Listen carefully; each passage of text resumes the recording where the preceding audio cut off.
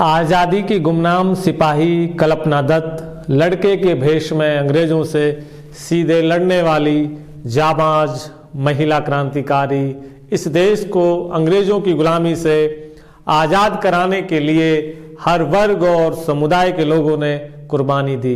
दोस्तों, पुरुषों के साथ महिलाओं ने भी बड़ी तादाद में ब्रिटिश साम्राज्य को चुनौती दी, लेकिन उनमें कई ऐसे गुमनाम आज़ादी के सिपाही हैं जिनकी शायद ही कोई चर्चा होती है। उन्हीं में एक नाम है वीर महिला का खिताब पाने वाली कल्पना दत्त का।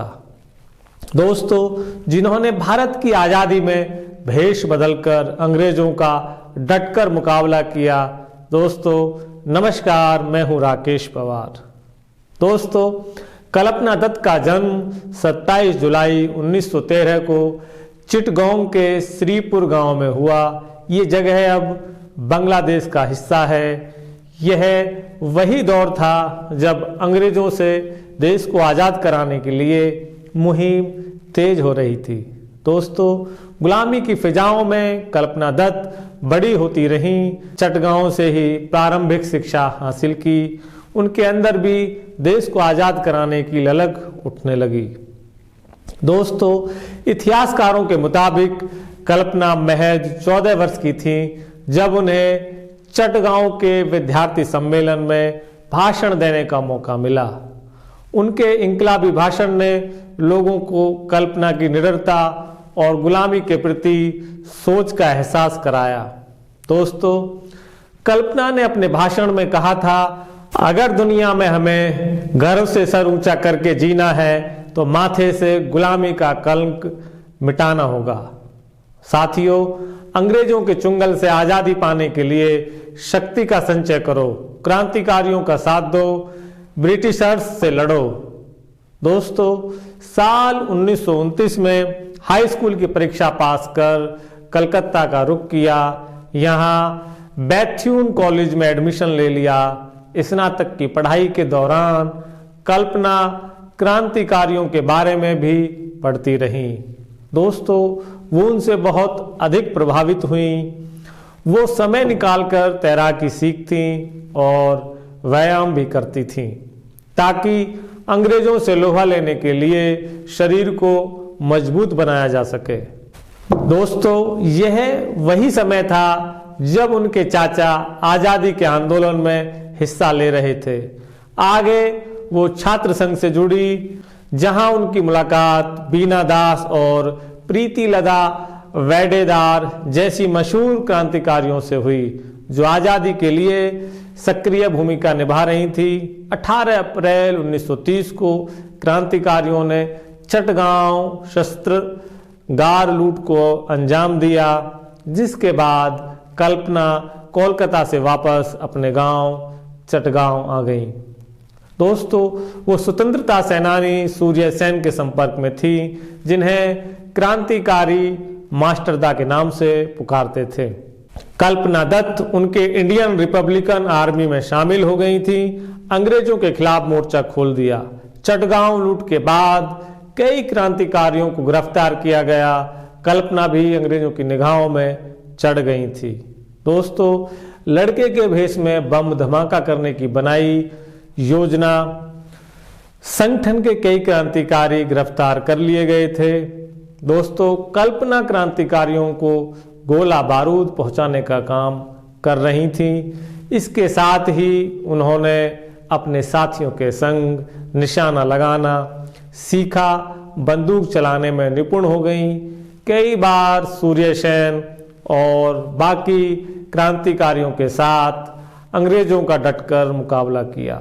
दोस्तों, आगे गिरफ्तार साथियों को जेल से रिहा कराने के लिए अदालत को बम से उड़ाने की योजना बनाई, जिसमें कल्पना दत्त के साथ उनकी साथी प्रीति लता जैसी महिला क्रांतिकारी भी शामिल थीं।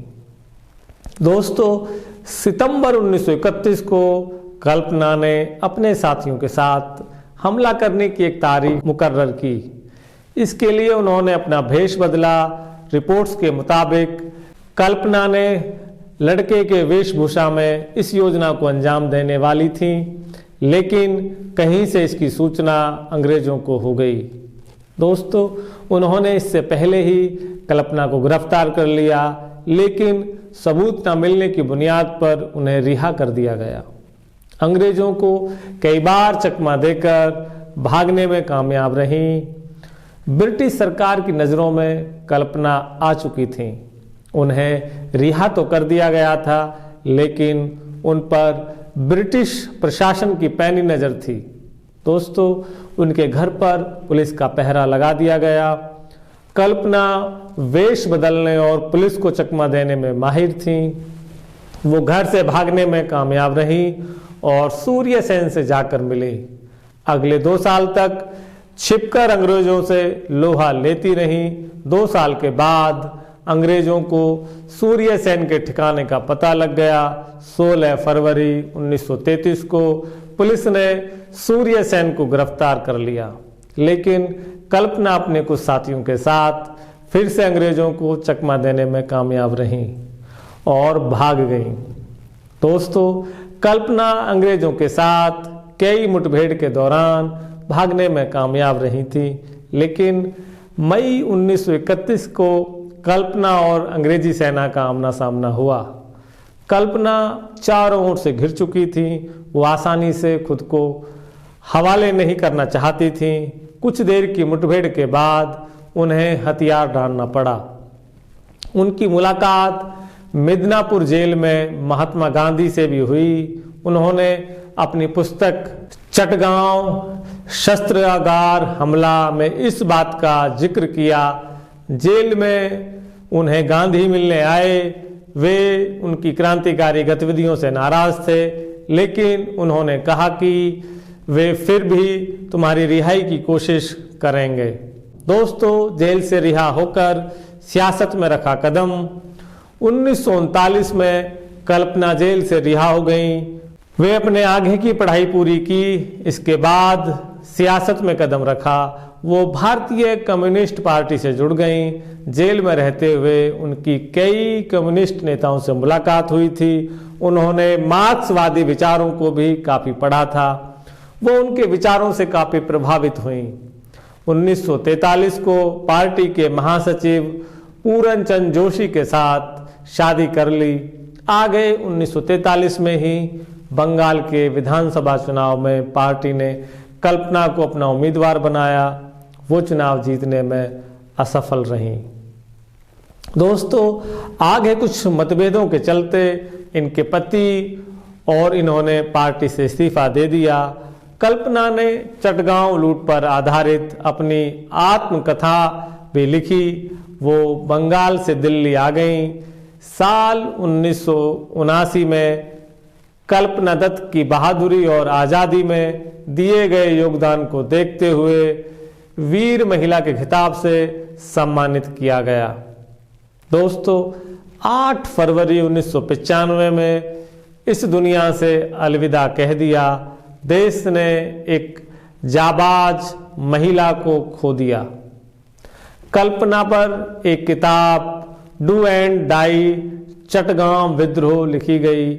उनके ऊपर बॉलीवुड में खेलेंगे हम जी जान से के नाम से फिल्म भी बनी, जिसमें अभिनेत्री दीपिका पादुकोण ने इनका किरदार निभाया था। वहीं अभिषेक बच्चन भी मुख्य किरदार में थे। तो ये थी उस आज़ादी की सिपाही कल्पना दत्त की कहानी, जिसने बड़ी बहादुरी और निडरता के साथ अंग्रेजों से मुकाबला किया, देश के लिए जेल भी गईं।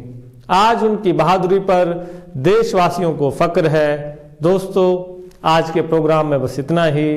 नमस्कार।